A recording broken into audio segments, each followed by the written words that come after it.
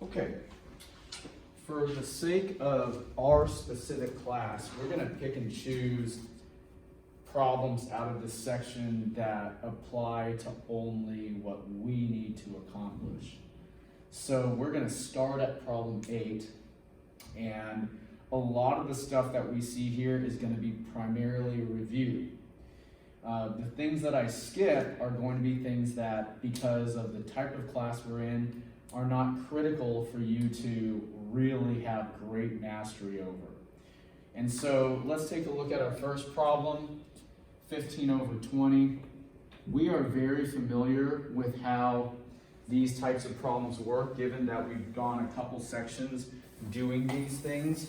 And so recall that if they ask us to reduce, which is another way of saying simplify, that we would simply look for the greatest common factor that can be factored out of 15 and 20. I hope that you look at this and that you recognize after doing many fraction problems, and also that you've been working on your times tables, that the greatest common factor here would most likely be 5. So 15 divided by 5 would be 3, and 20 divided by 5 is 4. Now, of course, you're going to look at the result of this and go, well, do I have another greatest common factor that I can divide out, factor out of 3 and 4? And the answer, of course, is no, so that means that our fraction is fully reduced. Now, this is nothing really new. We've done this before, and if you've done your homework, you've had quite a bit of practice with it. So there it is. Now, what I'm going to do is we're going to go do number 9.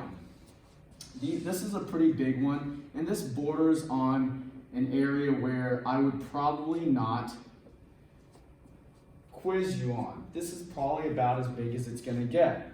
And so there are several ways to reduce these. Like what you can do with a lot of these problems and all of these is you could prime factorize 132. Recall how we've done prime factorization like this, and we turned that into a product of prime factors. You can do that for each of these, and then you would go and cancel them. Because this specific class is not, for our purposes, is not needing to get that deep into it, I am not going to go that route because we're just not going to do a lot of problems where the simplification is that big. So I'm just going to go with the basic way of doing it, which is, well, this ends in a 2, this ends in a 4. What's the most obvious one we can kind of look at? Well, just go ahead and start by dividing both of them by 2. So if I divide 132 by 2, what do I get? Well, that's going to be a 66. If I divide 144 by 2, that's going to be 72. So, 66. And if you're not sure, go do the division off to the side. I was trying to do it in my head, but maybe I might have made a mistake. So how about I double check my work and see, okay, yes, 66 is 132 divided by 2. 144, same thing, divide that by 2. That's going to be 7. Subtract. Bring down the 4, that's going to be 2. So there it is, 72. So you can do long division to check your work or to just do the work in general. Okay, so there it is. Now I've got 66 over 72. How could I reduce that? Well, that's obviously divisible by 2 and another divisible by 2. Even better, you could see that it's divisible by 6. If you don't see that both of these are divisible by 6, don't stress it.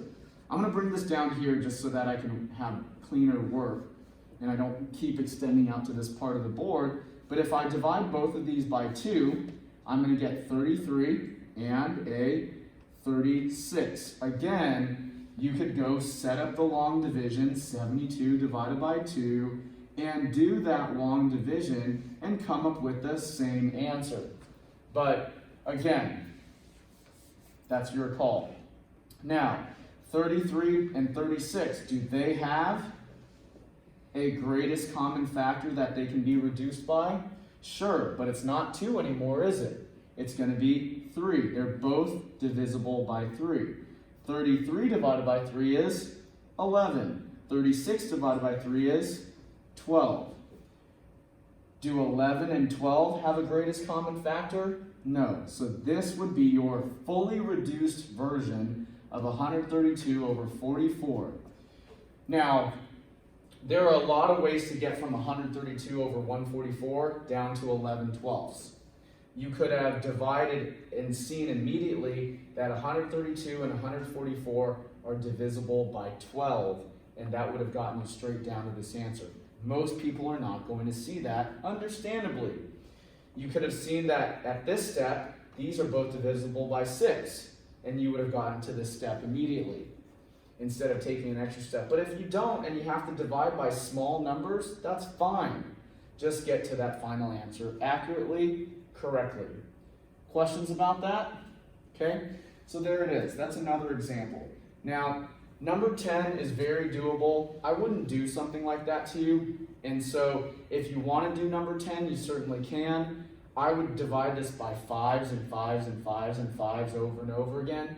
But this is a problem that's starting to border on the too big, doesn't really apply to us and what we need to accomplish in our class.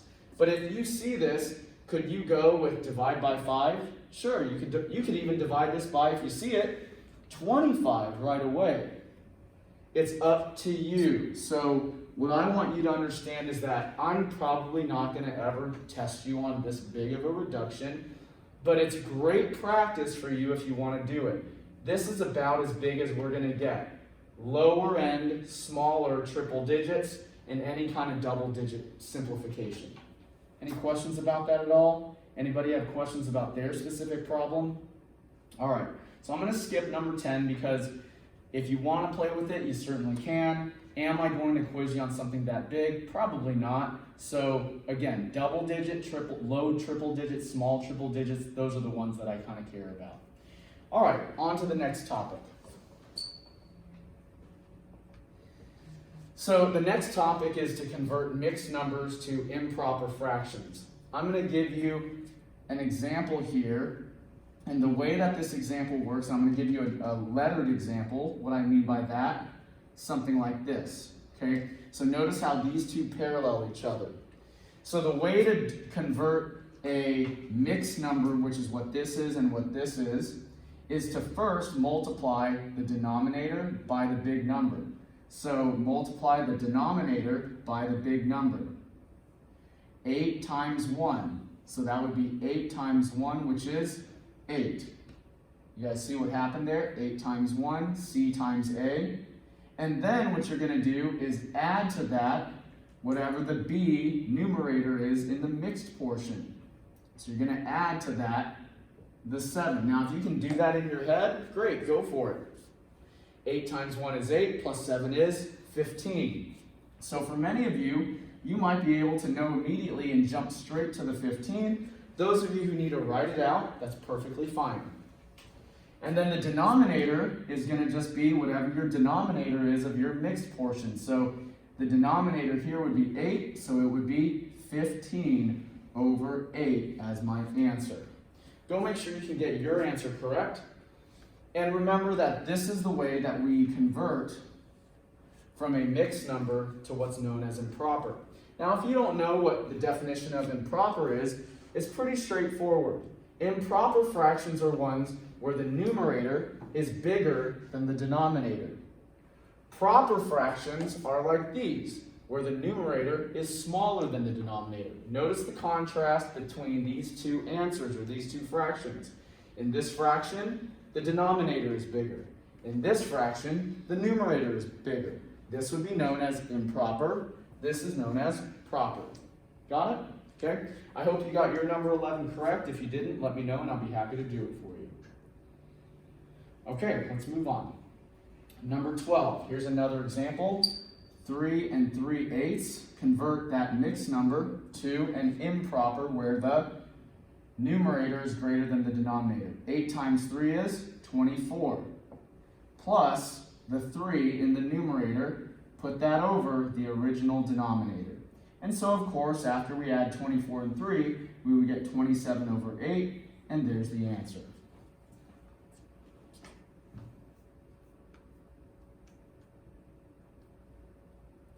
Any questions about that at all? Okay, let's keep on rolling. Now, the other direction is to take a improper fraction, like 35 over 8, 15 over 8, 27 over 8. It's just a coincidence that all of my fractions have denominators of 8. You probably have something different. And to go the other direction. So now we have a improper fraction, improper, and we're trying to go this way, rather than in the previous two problems having a mixed number and ending up at improper. So in order to do this, you do need to come back to those division skills. Recall that A over B is the same as A, and let me write this down at the bottom here because it's going to be more useful.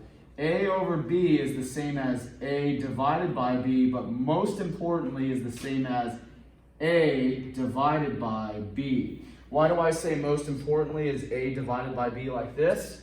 Because that is the key to unlocking your mixed number, is knowing how to set up the division that's going to result in this mixed number. So your numerator goes inside, that's your A. Your denominator goes outside, that's your B. Now let's go do the long division. If you know your times tables, this is going to be somewhat of a breeze. 8 goes into 35 4 times. 8 times, because 8 times 4 is 32. Subtract, and my answer is 3. What do I mean by my answer is 3? Not really the answer. My remainder is 3.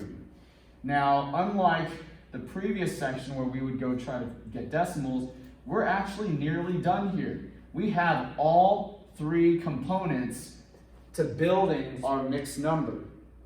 All 3 components are there to build our mixed number. It's just a matter of where they go. Where do they go? Well, the 4 is going to be your big giant A. That's going to be your big whole number. Your 3 is going to be your numerator of your mixed portion, and the 8 is going to be the denominator of the mixed portion. And that's where all of the pieces go. So this is your big number. This is your numerator. This is your denominator, and that's your answer. Now, if you're ever unsure, what can you always do? Test your work. 8 times 4, 32. 32 plus 3, 35. Over the original 8. I just tested my work by doing what we just came from. When in doubt, not sure if it works, test it. And if it's not right, go redo your work. Any questions about your mixed numbers converted to improper or improper converted to mixed like we just did? Okay. All right, let's go do this one. All right, so I've got an improper fraction that is negative. And I'm going to immediately tell you that, look, just the fact that it's negative doesn't change anything. All it means is that if this is negative from the start, then your mixed number at the end better be negative. Other than that, you need to simply approach it in the same way that we approached the previous problem, which is to set up the long division like we know how. And then go simply do the long division or division. 5 goes into 23 4 times to make it 20. 23 minus 20 is 3. And so I have all the pieces now done. This 4 is my big piece. This 3 is my numerator. This 5 is my denominator, and I'm done. When in doubt, check your work. 5 times 4 is 20. 20 plus 3 is 23. Over 5, negative, negative, everything matches up. Okay? Go make sure that you can do yours. Any questions at all? Okay. Okay. And that takes care of mixed to improper, improper to mixed, a review of reducing with larger numbers, larger fractions, and now we come back to a review of multiplication. The great thing is that we've done it, so we know how to do fraction multiplication, and so let's just go back and review that again. Now, I am not going to go up and write up the rules that we had over here in the previous lesson. If you need to see that, go back, watch the video again, and you can see the rules in the first round of practice with multiplying fractions. So let's go take a look at this. First and foremost, recall that when we multiply fractions, we always first check if we can do cancellation, simplification, cancellation diagonally. Do 1 and 14 have anything in common that they can be divided by? No. Do 5 and 13 have anything in common that both can be divided by? No. Since they do not have a greatest common factor diagonally, we can just multiply across. So, 1 times 5 is 5. 13 times 14, well, you might not know what that is, and if you don't, just simply do the multiplication. 4 times 3, 12, 4, 5, and do that long multiplication. I realize I'm going a little bit faster, but if I gave you guys enough time, I'm certain that you could get it as well. And then remember, a negative times a positive is a negative. Always remember your signs. Okay, and there it is. Any questions about that? Anything at all? Did you guys get your number 15 correct? Is there anybody who would like me to do their number 15?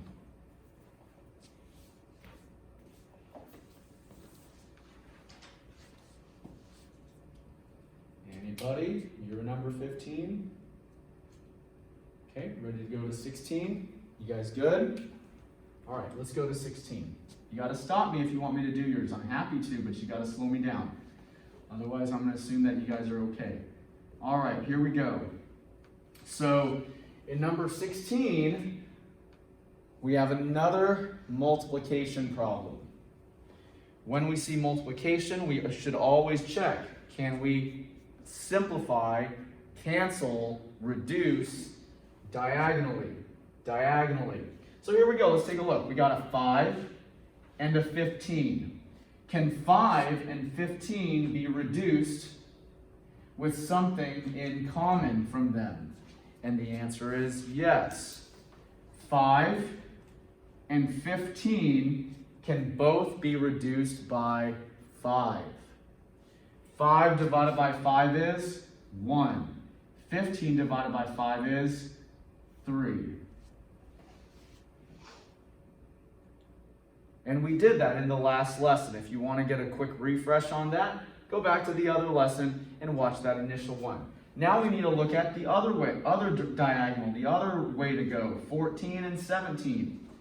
Can 14 and 17 both be divided by some number like we did over here on this side and like we did with 5 and 15? Yes, they can. They're both divisible by 7. 7 divided by 7 is 1. 14 divided by 7 is 2. And so, as we did before, this looks like a complete mess. Quite confusing. Instead of just working off of that, I'm going to rewrite the problem using my new values after the reduction, the simplification, the cancellation. And that is going to help me see what I have to work with next, because now I've simplified as much as I could. I can now simply multiply directly across. Here we go. 1 times 2 is 2. 1 times 3 is 3. And then always remember the sign. A negative times a negative is a positive. Good. We're done. And that is a fairly complete multiplication problem. Are there any questions about my number 16 or yours? You guys getting it? Doing all right? If not, let me know. I'm happy to do your problem, happy to cancel and show you that. But you got to just tell me if you're needing some assistance. Okay, let's go to 17. All right, 17. 17 for the first time has us do a little work with mixed numbers and multiplication. So let's write this down, and then you'll see quite quickly that this really isn't too bad. So 1 1/9, 6 7/8. Double check that you're writing the correct problem down. You're not writing my problem mixed in with yours, or parts of my problem mixed in with yours. Let's take a look. So how do we handle a multiplication when it's in the form of mixed numbers as opposed to, say, proper fractions like we see here? This is a quick reminder. Proper fractions are when the numerator is smaller than the denominator. Well, what you're going to do is you're actually going to employ this. What is this that I'm pointing to? Convert your mixed numbers to improper fractions first. So take this skill that we did, that was the second thing we did today. You're going to convert any mixed numbers you see into improper fractions. Let's take a look. 9 times 1 is 9, plus 1 is 10 over 9. There's my first one. Second one, convert 6 7/8 to an improper. 8 times 6 is 48, plus 7 is 55 over 8. So what did I do there? I did what we did as the second thing of the day. I converted those mixed numbers to improper fractions. All right? And you're going to need to do that first before you do anything in your whenever they're giving you mixed numbers. Any questions about that? All right. Once you've got your mixed numbers converted to improper fractions, then all this same business of canceling and multiplying should take place. Let's take a look. 10 and 8. Can we divide, factor out, simplify, reduce 10 and 8 like we did over here with 5, 15, 14, and 7? Like we reduced with all these fractions over here? Sure we can. 10 and 8 are both divisible by 2. 10 divided by 2 is 5. 8 divided by 2 is 4. Both of those are divisible by 2 and nothing more. Now 9 and 55. Can I think of anything that 9 and 55 are divisible by? Both of them. Anything that they're both divisible by. One single number that they're both divisible by. Well, I really can't. Maybe 3 might work. No, it doesn't. 9 certainly doesn't work. I don't think I can divide either of them by anything, so they're going to remain the same. So I'm going to rewrite my problem as 5 over 9 times 55 over 4. I've reduced, canceled, diagonally simplified as much as I could have, and now I'm just going to multiply straight across. So 5 times 55, I think that's going to be what 275, is that right? Over 36? I don't know. Let's see. Yes, 275. Over 36. And so there you go. Then of course you should ask yourself the question, can 275 and 36 be reduced by anything? And it doesn't look like it. You should always check that. I think that's the answer. And why don't we, I don't think they're going to take it because it says type an integer. It's basically a positive or negative whole number. Proper fraction. That's not a proper fraction. It's improper. Or mixed number. So they don't like that. Let me just type it in and see what's going to happen if they don't like it. It means that we're going to have to convert it to a mixed number. Convert it back to a mixed number, which we know how to do, don't we? So they don't like this answer because it says integer, proper, mixed. This is none of those. This is improper. But we do know how to convert improper fractions to mixed numbers. And so I'm just going to go ahead and do that. So 275 divided by 36, that's going to, whatever the result of that is going to be my mixed numbers. So let's go do that. This is a pretty big one, so let's see here. 3, 6, I think it's 8 times.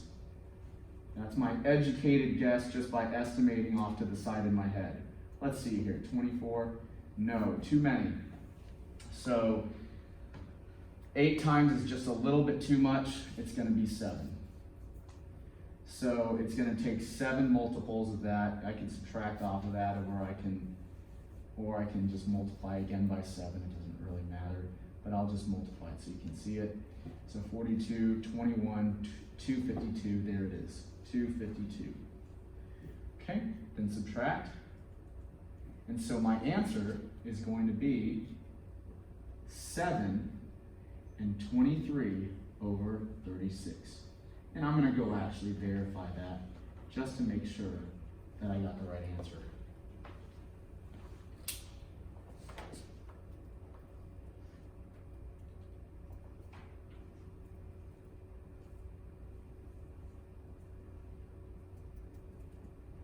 Good. Okay. Now, I'm going to pause here for just a moment and ask you if you have any questions. Anybody have a problem that they could not get the correct answer for? Let me know and I'll be happy to do it for you. You okay? You guys got yours? Let me know. I'm happy to do it.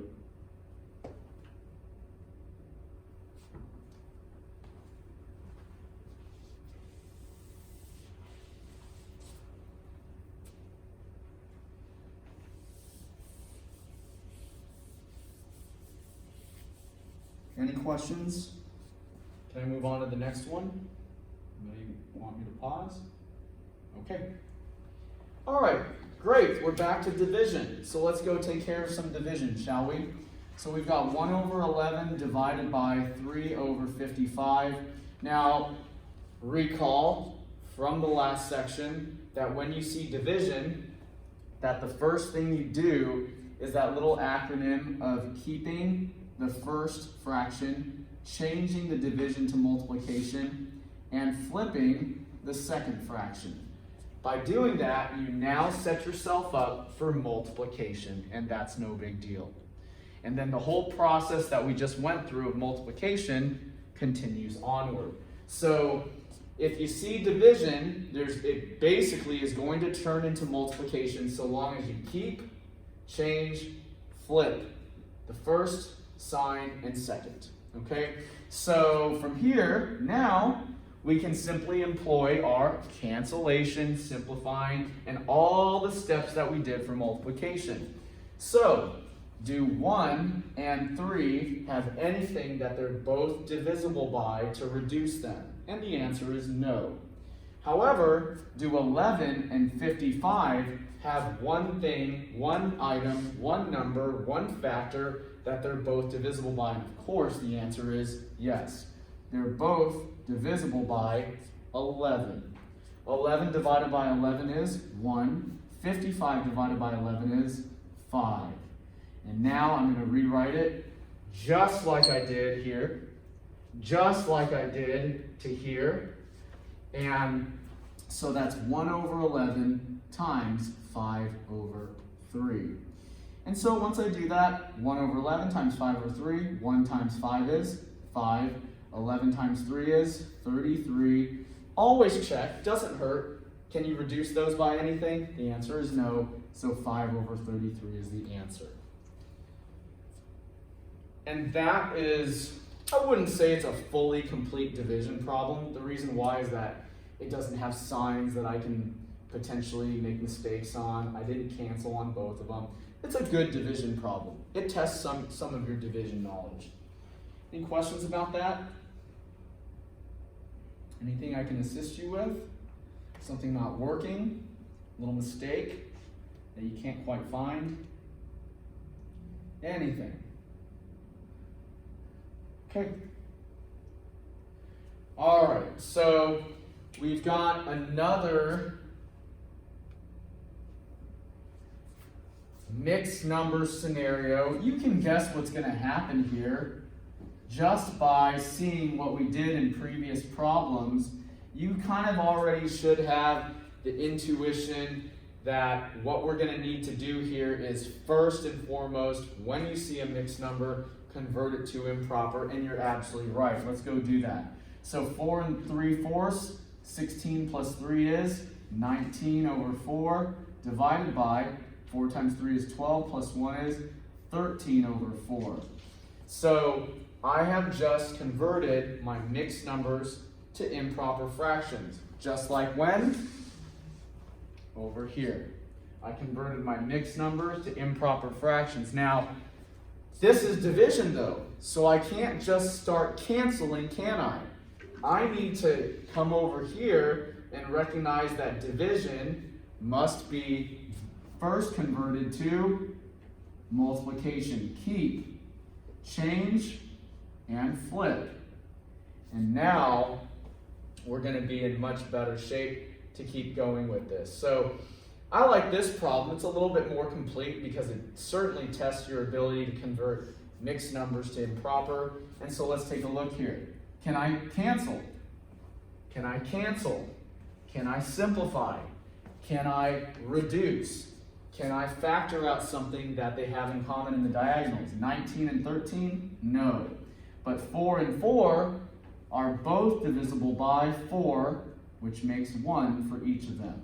19 over 1 times 1 over 13, and now that gives me a 19 over 13, but you can guess that they're probably not going to be satisfied with an improper as the answer. We're going to need to convert that 19 over 13 into a mixed number. Let's go do that. So recall that in order to do that, we're going to need to take 19 divided by 13. 13 goes into 19 once. What's left over? What's the remainder? 6. And so my answer is 1 and 6/13 done.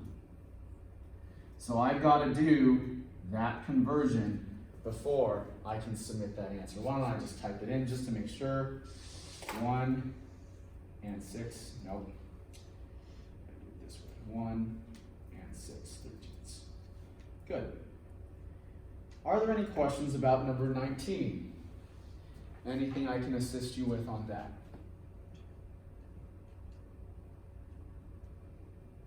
Okay. Any questions that I can help with? And now you've seen that this skill has come into play multiple times. We use this skill to do 2 conversions, and we've done it just now. Sure enough, look at that. That was the first time we saw a conversion of an improper to a mixed, and now we practiced it within an actual problem. All right, so perfect, completing the loop. Are there any questions about your number 19 that I can help you with? Anything I can assist you? Any issues you're having? Yes? I got stuck on my, I don't know where I messed up. Okay. So mine's 7 1/2. 7 1/2. Divided by 2 7/8. Okay. Why don't you tell me the first step? What do you get? Put it into improper fraction. Great, wonderful. Which leads you to what? 15 over 2. Good. And then 23 over 8. Correct. So your second step looks great. Let's go to the, well, I guess you call it your first step, right? Let's go to your second step. What's next? You keep 15 over 2. Great. And then flip 8. 8 over 23. 8 over 23. What's the operation between them? Keep or change. Uh-huh. Multiply. Okay, good. Multiplication. So keep the 15 over 2, change the division to multiplication, flip the 23 over 8 to become 8 over 23. That's great. What's next? What are you looking for to do next? Try to cancel or simplify. Cancel, simplify, they pretty much mean the same thing. Which ones can be canceled here? That's where I messed up. 2 and 8. Good. What are they both divisible by? 2. Good. What does the 2 become? 1. What does the 8 become? 4. Fantastic. You made a mistake there? I think so. Did you write down a 2 in the 8 instead of a 4? Yeah, I just didn't simplify. Got it. Can you do anything with 15 and 23? No. Correct. Very good. Why don't we keep going? Tell me what the next line looks like, knowing that I prefer to rewrite the problem so that I know exactly what I'm working with. 15 over 1. Good. And then 4 over 23. exactly. So this is great because most students try to work off of this, and not always, but many times they'll make a mistake because look at what your eyes do when you're looking at this versus this. Just spending a little extra work, time, 10 seconds max to rewrite it gives you a very easy view of what you're supposed to be doing. All right, what do you get for the next line after that? 60 over 23. Very good. Can we submit this as the answer? No. We're gonna have to make a Whole number. exactly mixed number conversion. So let's go do that. How many times does 23 go into 60, you think? 2. Good. 46. Very good. Do the subtraction. What do we get?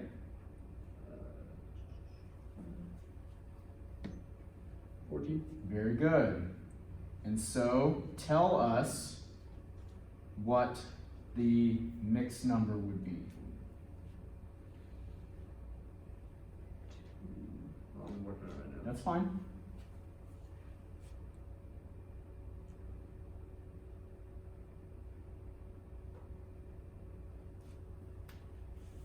Two and then 2 over 23. Say that one more time. 2 and then 2 over 23. You got everything right except for the numerator of your mixed number. You're almost there. Oh, 14. There you go. Good job. That's it. Good. Any other questions? Anything else we can help you with for that one? All right, let's keep on rolling. Number 20. We come back to a review of adding and subtracting fractions. So these, of course, can challenge students quite a bit, but they give you a very easy one to get going. And so recall that when you add and subtract fractions, you have to have a common denominator, which we have.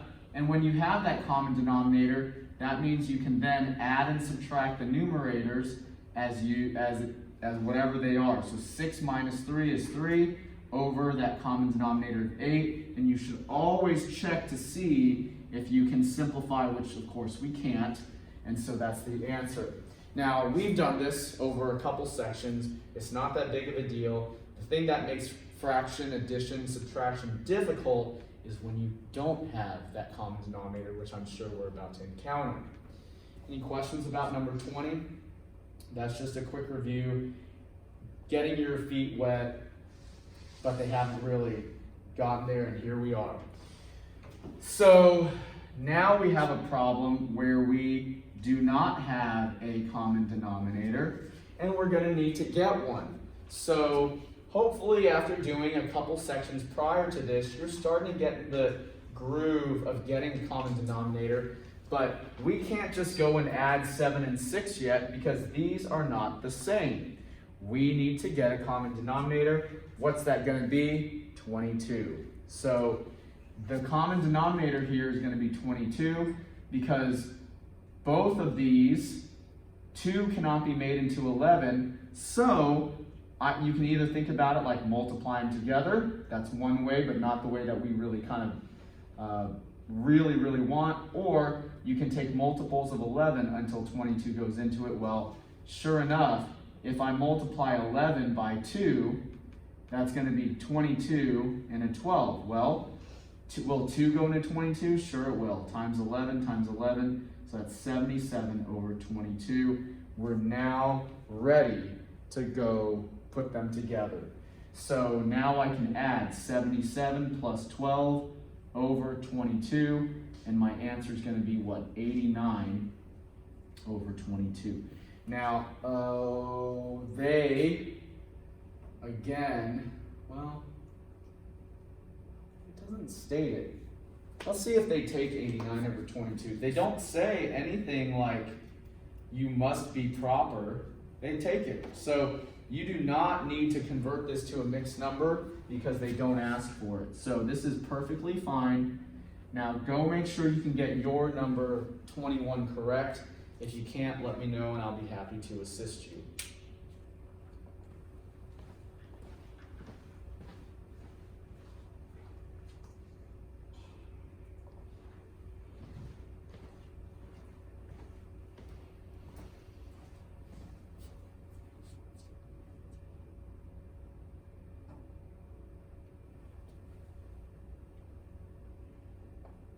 You guys got it? Got yours? If not, let me know. I'm happy to do yours. Okay, all right, I'm gonna roll on to 22. All right, number 22, another one. 3 over 4 plus 3 over 20.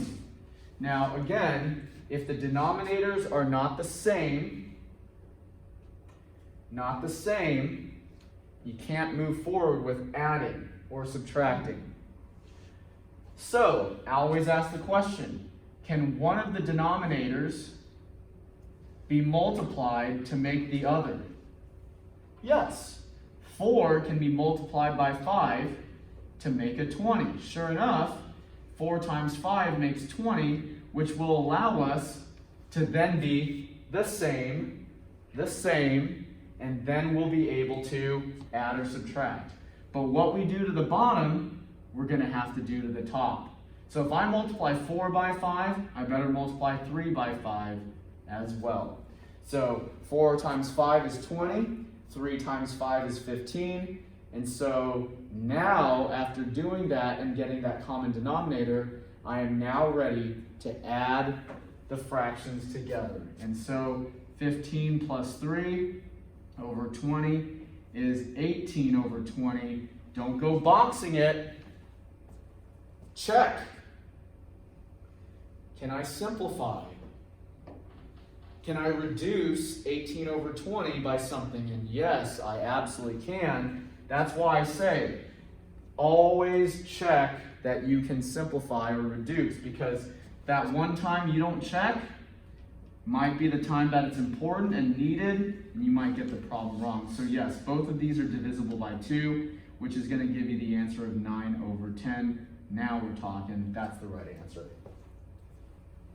Always check. That's why I left this part on the board here, because I want this to just always be in your memory, to always be looking for. Whether you're canceling, whether you're simplifying diagonally, or whether you're at the end of a problem and you need to check for it, you always need to make sure and keep that fresh and at the forefront when you're working with these.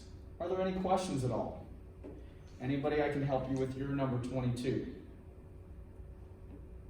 All right, let's keep on going. All right.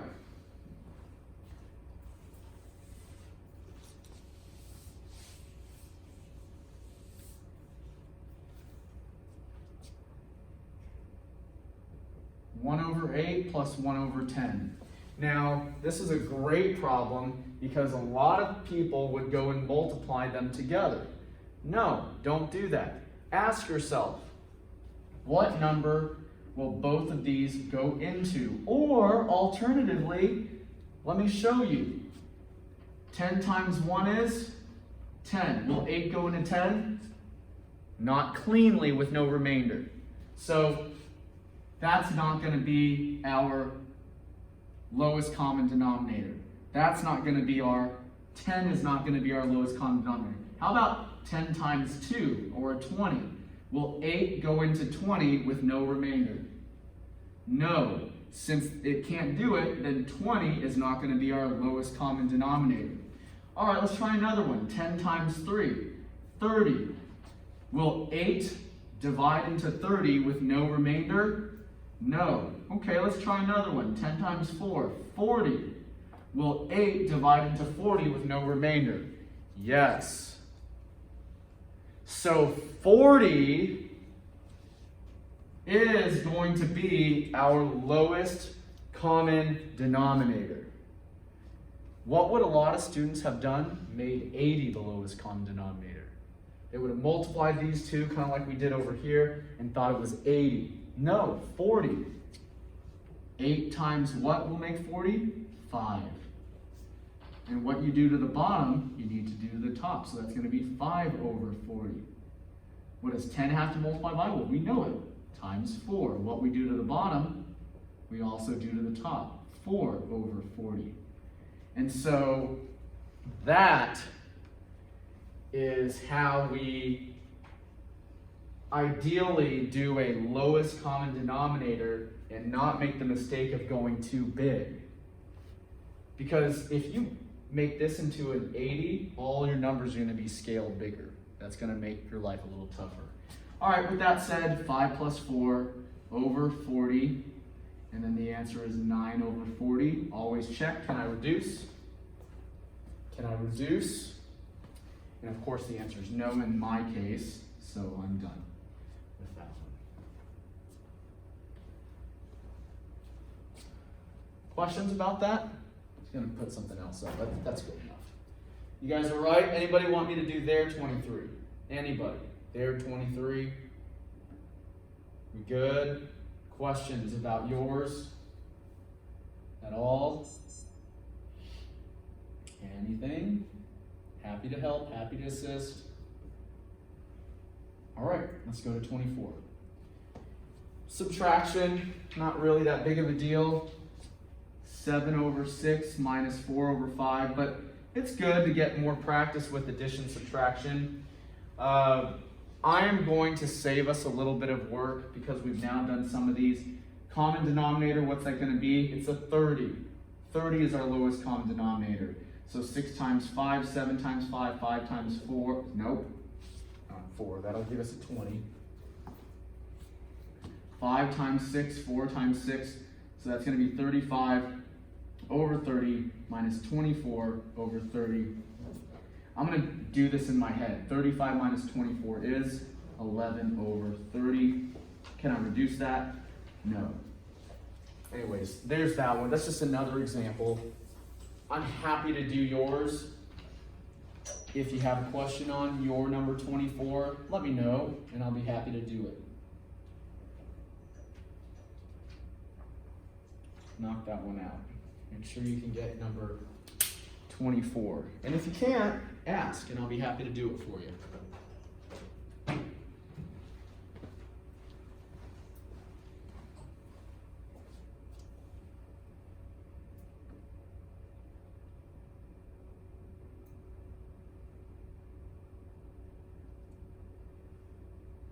I'm going to skip number 25, leave that for you guys to do.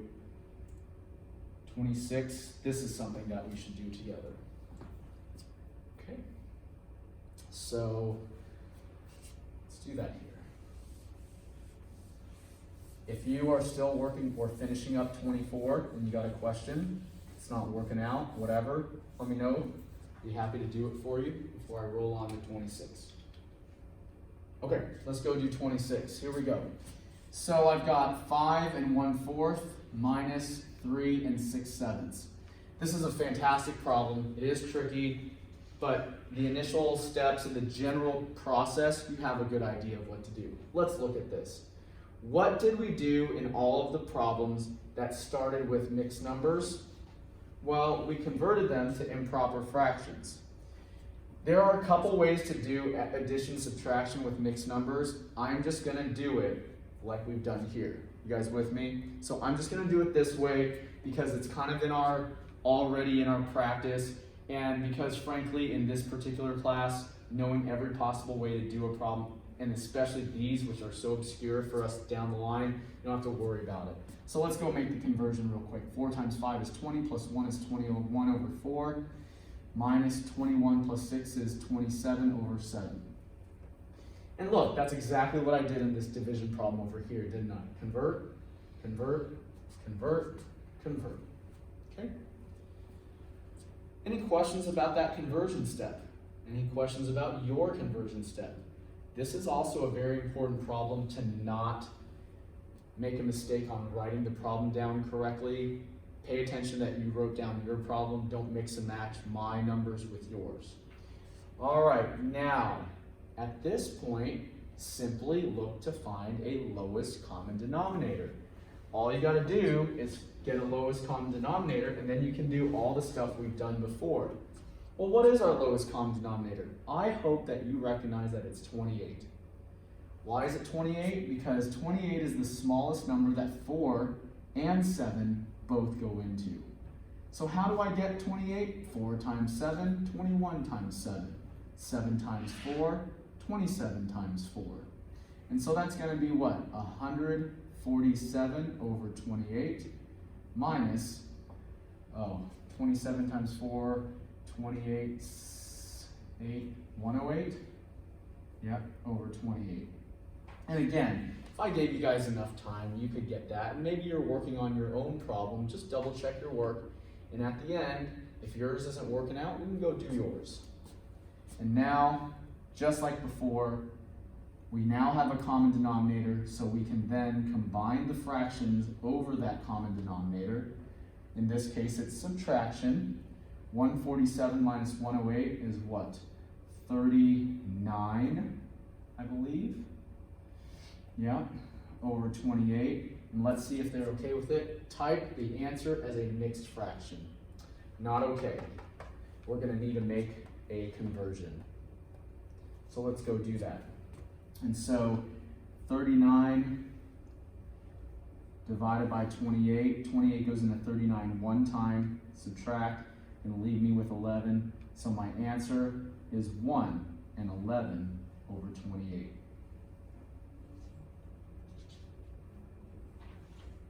Let's go make sure I got the right answer, because I was moving sort of fast and easy to make a mistake. Great. All right, so I'm going to pause there. Let me know if you have questions about your problem. I'm happy to do yours. This, to me, is a very good problem.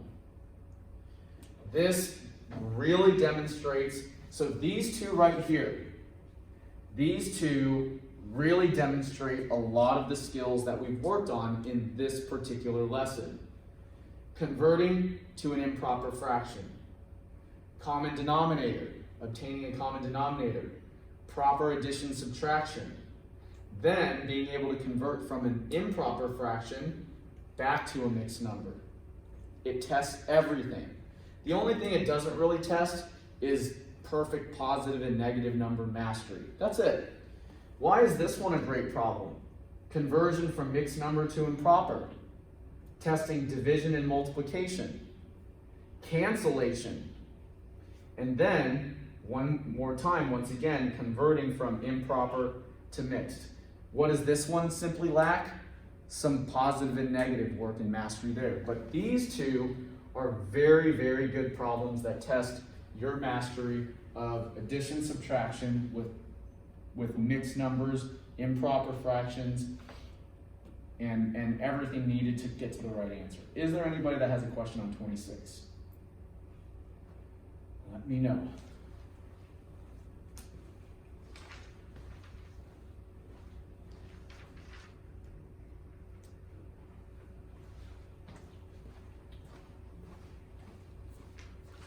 Good? Okay, all right. Okay, so you do not, I am not going to stress the actual order of operations with these because it's not something that we really need. So, yeah, so we're done with this section. That's all I needed to do there. That'll do it. So for this section, I just wanted to get those fundamentals out, and that's it.